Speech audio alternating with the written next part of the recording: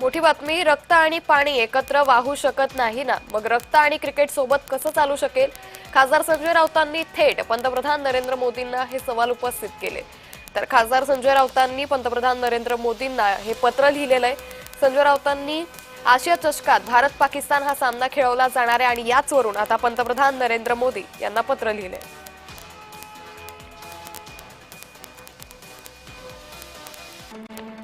तर राऊतांनी आपल्या पत्रात नेमकं काय म्हटलंय आपण पाहतोय. पाकिस्तान सोबत क्रिकेट खेळणं हे अमानवीय आहे. क्रिकेट खेळलो नाही तर अमेरिका व्यापार थांबवणार आहे का? जवानांच्या बलिदानाचं काय झालं? रक्त आणि पाणी एकत्र वाहू शकत नाही ना?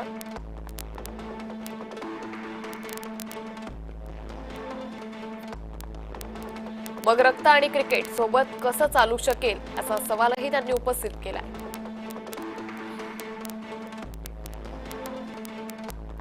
तर